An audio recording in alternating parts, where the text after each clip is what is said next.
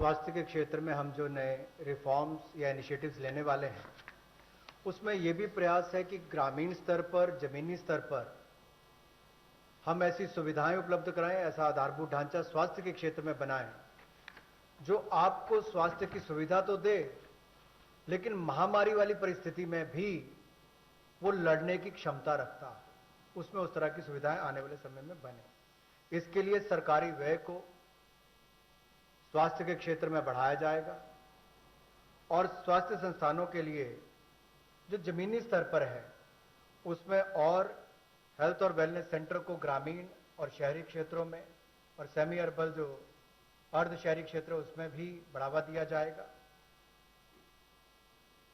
सभी जिला स्तर के अस्पताल जो हैं उसमें भी इन्फेक्शियस डिसीजेस के लिए, ताकि भविष्य की महामारी से लड़ने की क्षमता उनकी बने, उसके लिए कदम उठाए जाएंगे। जो लैब नेटवर्क है उसको भी और मजबूत किया जाएगा और एकीकृत पब्लिक हेल्थ लैब्स सभी जिलों में और ब्लॉक लेवल्स पर यानी कि खंड स्तर पर इनको बनाया जाएगा ताकि आने वाले समय में महामारी से लड़ सकें। और शोध को वृद्धि देने के लिए, रिसर्च को वृद्धि देने के लिए national institutional platform for one health ये ICMR के माध्यम से होगा और नेशनल डिजिटल हेल्थ मिशन इसका पूरा ब्लूप्रिंट तैयार करेगी। Along with health, as my second point, Manrega was the first, now this one is the second, health and education. The next slide shows you what efforts have been made as a result of learning from the pandemic experience. PM eVidya program for multimode access to digital online education will be launched immediately, and this will consist of Diksha, which gives a one nation, one digital platform facility, and this is for school education. One earmarked TV channel for each class from class 1 to 12. One earmarked TV channel per class, one channel will also be part of this. Then there will be extensive use of radio, community radio and podcasts. So technology in a big way into education. Extensive use will be made of radio also. Special e-content for visually and hearing impaired children. This is going to be one of the very big step forward, and I personally feel very touched by the HRD's attempt to ensure that Divyang children also get equal access to good quality education. So special e-content for visually and hearing impaired children, and the top 100 universities will be permitted and will be automatically allowed to start online courses, will be automatically allowed to start online courses by 30th May 2020. I remember speaking about this particular aspect during the budget also. Then of course one very important thing, there are two other points, but I will just briefly refer to Mano Darpan. I think this is a great initiative, considering that during this lockdown period also many students required support, psychological support, because lockdown was new to them. There was this fear, don't go anywhere, don't touch anybody, don't speak to anybody, don't take anything from anybody else.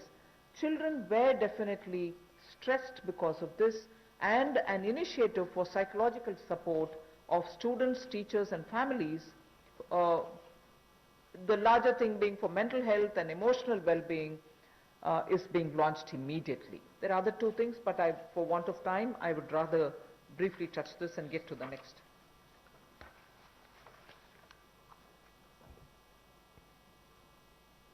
Technology driven शिक्षा कैसे हो, इसके लिए भी कोविड-19 के समय कुछ कदम उठाए जा रहे हैं। PM eVidya प्रोग्राम जो मल्टी मोड एक्सेस जिसका होगा डिजिटल और ऑनलाइन एजुकेशन के लिए, इसको भी जल्द इसकी शुरुआत की जाएगी, जिसमें दीक्षा ये हमारे स्कूल एजुकेशन के लिए राज्यों और यूनियन टेरिटरीज में कंटेंट और QR कोडेड ये जो टेक्स्ट बुक्स है सभी ग्रेड्स के लिए उपलब्ध कराएगा। One nation one digital platform इसका नाम है। और यही नहीं, एक चिन्हित चैनल भी होगा प्रति क्लास के लिए, यानी कि प्रति क्लास के लिए चिन्हित चैनल होगा। सो 1 क्लास 1 चैनल, ये भी हम पहली से 12वीं कक्षा के लिए करेंगे। सो ये 2 नए प्रोग्राम, 1 नेशन 1 डिजिटल प्लेटफॉर्म, ये ई एजुकेशन के लिए, ई कंटेंट के लिए, और टीवी चैनल्स 1 क्लास 1 चैनल ये लॉन्च किए जाएंगे। रेडियो का, कम्युनिटी रेडियो का और पॉडकास्ट का भी सदुपयोग किया जाएगा। और यही नहीं, जो हमारे दिव्यांग हैं, नेत्रहीन है या सुनने की क्षमता नहीं है, उनके लिए भी विशेष ई कंटेंट तैयार किया जाएगा ताकि उनको भी इस समय कोई कमी ना आए। जो 100 विश्वविद्यालय, टॉप 100 यूनिवर्सिटीज हैं, उनको भी अनुमति दी गई है ताकि वो ऑनलाइन ऑटोमेटिकली अपने कोर्सेज की शुरुआत कर सकें। आज के समय आपने देखा होगा, अधिकतर बच्चों का समय टीवी के सामने या अपने स्मार्टफोन्स के सामने निकल रहा है, चाहे वो पढ़ने के लिए है या बाकी सबके लिए। गतिविधियां कम हुई है, घर से बाहर जाना कम हुआ है।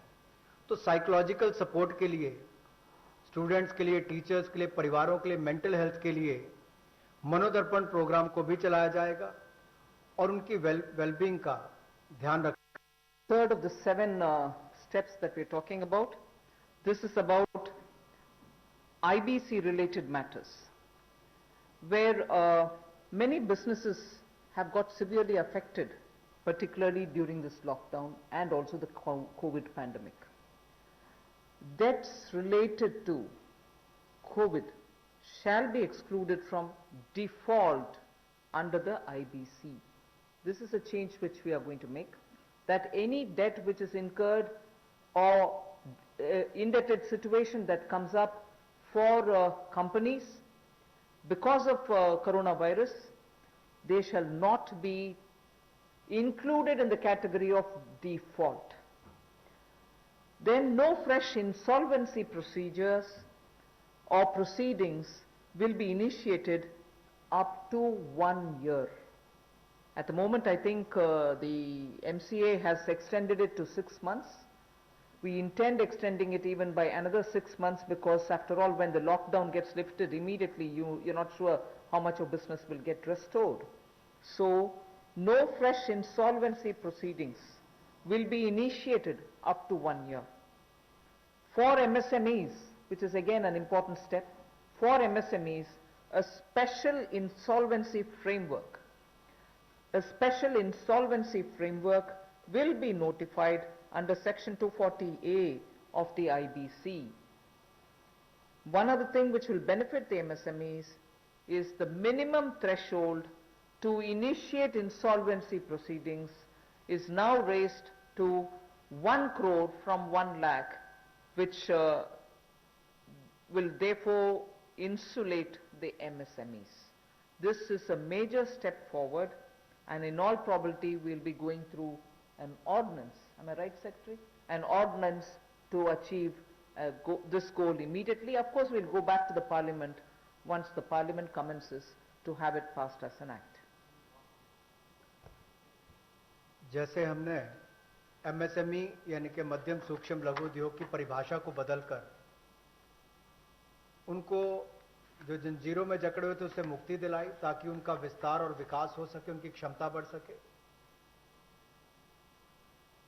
अब उनके ऊपर दिवालियापन की कार्रवाई ना हो, उसको स्थगित करने के लिए भी न्यूनतम सीमा जो है वो 1 लाख से बढ़ाकर 1 करोड़ कर दी गई है। इसका विशेष लाभ MSME सेक्टर को मिलेगा, जो मध्यम सूक्ष्म लघु कुटीर उद्योग है। और यही नहीं, विशेष दिवालियापन रेजोल्यूशन फ्रेमवर्क को जल्द IBC कोड के अनुभाग 240A में के अंतर्गत सूचित कर दिया जाएगा। और कोविड-19 की सिचुएशन को देखते हुए जैसे जैसे परिस्थितियां आगे बढ़ेंगी, कितने समय के लिए इसको निलंबित करना है, 1 वर्ष की समय सीमा इसमें दी गई है ताकि कोई नई कार्रवाई दिवालियापन की यानी कि इंसॉल्वेंसी की कोई नई कार्रवाई इस पर शुरू ना हो सके, तो उसमें भी 1 वर्ष का समय दिया गया है। और नई इंसॉल्वेंसी की कार्रवाई शुरू ना हो, इसके लिए भी कोविड-19 से जुड़े हुए जो बाकी बात है, चाहे उससे कर्ज है बाकी हैं, उसको लेकर भी केंद्र सरकार को उसके लिए एम्पावर किया गया है, उसकी परिभाषा को लेते हुए।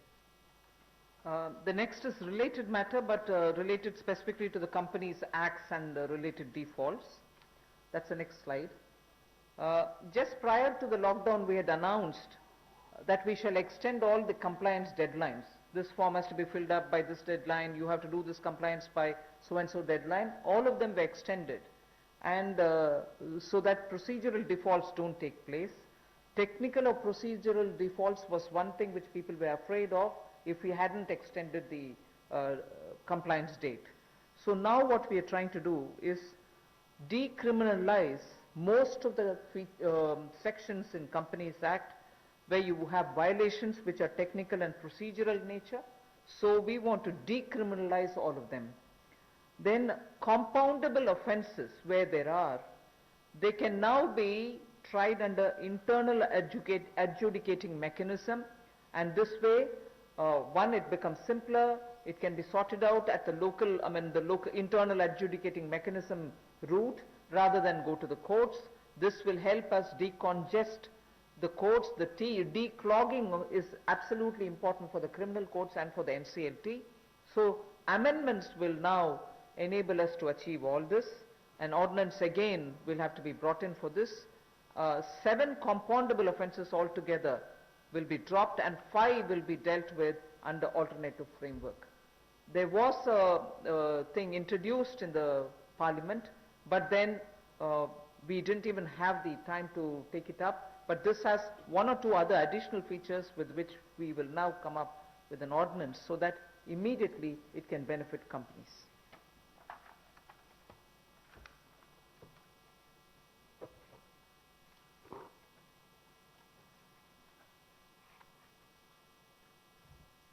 जो छोटे तकनीकी और प्रक्रियात्मक चूक होती है, उसको अब अपराधीकरण की सूची में से निकाल दिया जाएगा।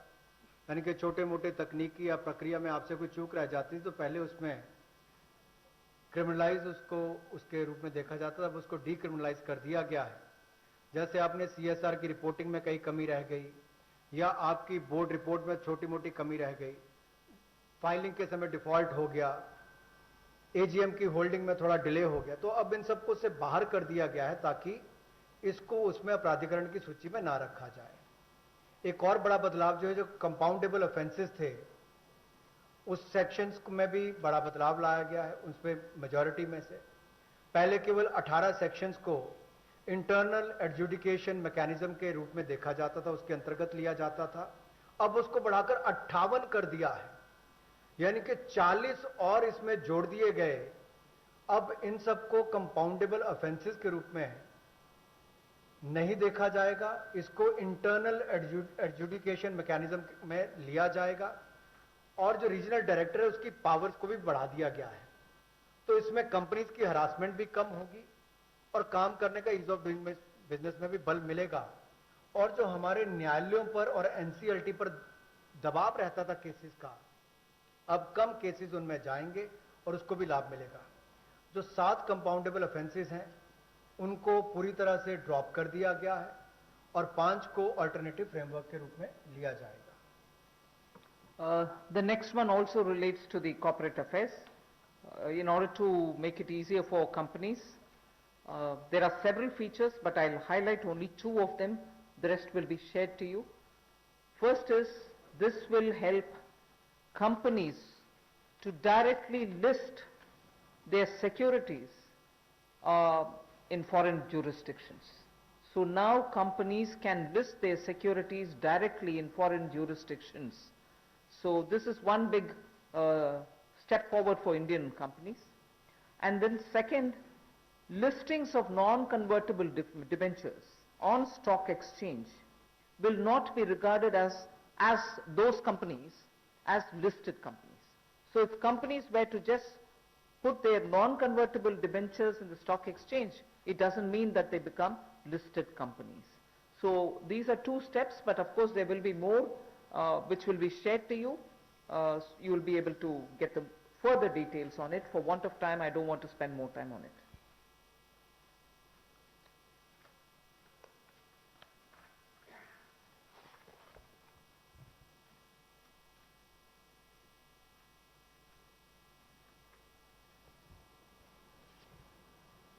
निजी कंपनियों को जो नॉन कन्वर्टेबल डिबेंचर्स को स्टॉक एक्सचेंज पर रखती हैं,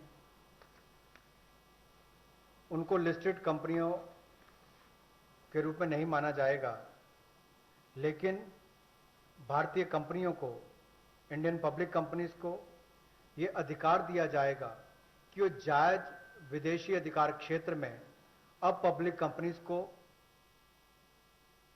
डायरेक्टली लिस्ट करवा सकती हैं, सिक्योरिटीज को डायरेक्टली लिस्ट करवा सकती हैं, उसकी अनुमति उनको दी जाएगी।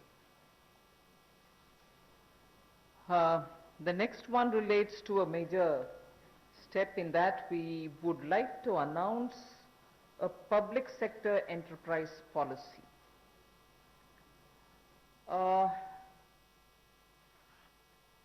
An Atmanirbhar Bharat needs a coherent policy. All sectors will be open to private sectors also. Public sector enterprises will continue to play an important role in defined areas. We need a coherent policy because sometimes you opened up some sectors in piecemeal. This sector is open but not that. That sector has always been with public sector, it shall be with public sector.